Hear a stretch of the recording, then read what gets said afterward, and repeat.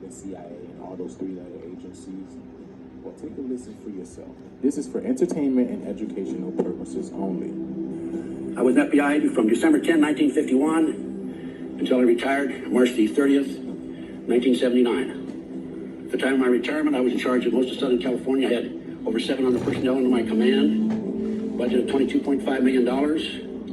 I had 16 offices that I was responsible for. I had a fantastic career. In the old days, the FBI was a great organization. Unfortunately, as I said a few moments ago, it's been infiltrated by the satanic cult, Illuminati movement, as well as other agencies like the NSA and the CIA and so forth. I'll go more into detail on that. I'm not a conspiracy theorist. I'm a conspiracy realist.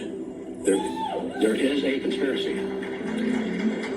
And I will prove it to you, and I'll document it. Time is very limited. I'll do the best I can in the next hour or so. But go back to Pearl Harbor. Actually, go back further than that. Go back to Pearl Harbor. We knew about Pearl Harbor December the 4th. We were attacked December the 7th. We could have pulled our fleet out of Pearl Harbor. We didn't. I've talked to the naval intelligence officer who intercepted or received that message that the Japanese code had been broken. He passed it up to his superiors. Nothing occurred. After the war, he was subpoenaed by Congress. His superior in the Navy said, don't worry about it. Don't go to the hearing. He didn't. Never heard anything more about it. Jack Kennedy assassination is well documented. He was murdered by the mob in Chicago, Sam Giancana's group, and also by the CIA. Jack was going to revamp the CIA.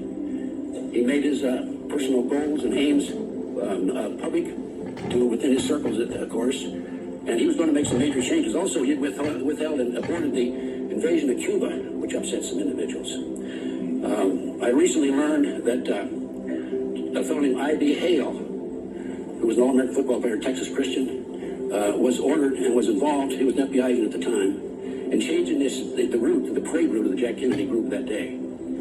I have information that the night before the Kennedy assassination, there was a secret meeting at the Clinton Murchison home, Murchison being an oil man. Those in that meeting included Lyndon Baines Johnson, and I'm sorry to say, and I regret that I know this is true because I've personally documented, I've talked to people who know that this is true. J. Edgar Hoover was there. I was shocked when I learned this, and I only learned this within the last year. And the reason I know is because I talked to the maid that worked in the Murchison home that night. And when Lyndon Johnson came out of that meeting, he said to his girlfriend, Margaret Brown, who wrote a book about this, and I used to have a radio talk show in 97, 98, and I had her on my radio talk show. She said that Johnson told her, after tomorrow, we don't have to worry about that S.O.B. Kennedy. Bobby Kennedy, shot in the kitchen of the Ambassador Hotel, Los Angeles. 5 bullet shots in him. There were 11 shots fired. There were shot supposedly by Saran, and I'm sure he was. Saran was part of it. But Saran's gun would only hold 8 bullets. There were extra bullets in the wall and in the hall and in the door. Covered up. Ruby Ridge, we all know about. We had Waco. It's kind of interesting because we know Posse Comitatus. It's against the law for the federal government to use military against civilian personnel, violation of the law. Yet they brought the military personnel in. And it's kind of interesting because I know those of you who have looked at the Waco case, realize that there were 4 BATF agents who were killed in Waco. All 4 of those agents, in my research, took headshots. How many military men do we have out there? Raise your hand. What does that indicate to you? Sniper, right? They were shot by snipers. 4 headshots to 4 BATF agents. One of the headshots went from above down in through his lips and down into his body from above. There was a helicopter there by the government.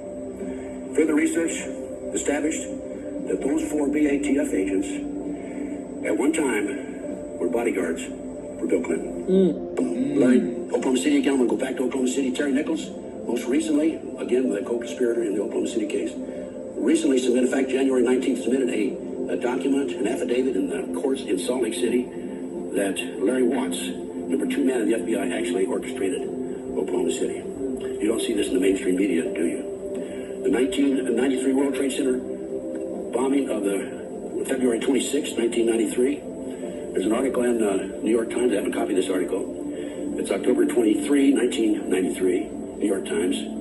And it states that the FBI had been forming among the terrorists, Salam, and he was commissioned by the terrorists to put the bomb together. He went to his FBI handler, supervisor, told him he was the one to put the bomb together. He'd been commissioned by the terrorists. We're going to use a dummy bomb, aren't we? His FBI handler said, no, we're going to use a real bomb.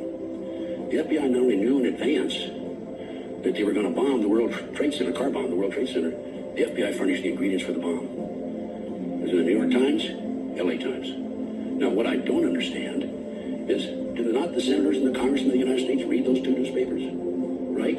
Somebody should have looked into that and conducted an honest investigation. But then, after all, we have 911. Do you think there was an honest investigation there? Absolutely not. Based on 28 years' experience and research, I have determined there are thousands of victims who have been targeted by an illegal U.S. government rogue criminal enterprise that is active 24 hours a day throughout the United States. A network of victims who work with me have reached the same conclusion based on 1, their personal experience. These are the people who have come to me. 2, the significant number of victims, thousands of them. And 3, the extent and intensity of the harassment. I'm talking about micro beams, I'm talking about surveillances, I'm talking about poison gas, everything, the evil that you can think of. It is far too active to be operated and controlled by private enterprise.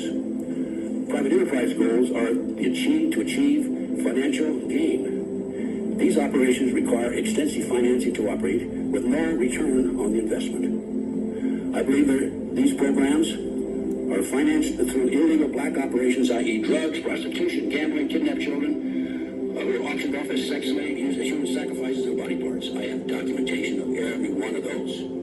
Absolute proof in my reports. By the way, this is a report. Speaking of my reports, this is a book that I put together that lists, and it's also on my website, tedgunderson.com, lists my research. What I'm telling you today is written up in reports and documented. I believe this well-organized, sophisticated operation has a central command located somewhere in the United States with multiple satellite offices scattered throughout the country. This criminal enterprise by this rogue element targets an individual. It is necessary in order to target them, they want to identify the individual, 2, outline the reason the victim is targeted, and 3, document and identify the weapons and tactics being directed against him or her. Did you catch all that? And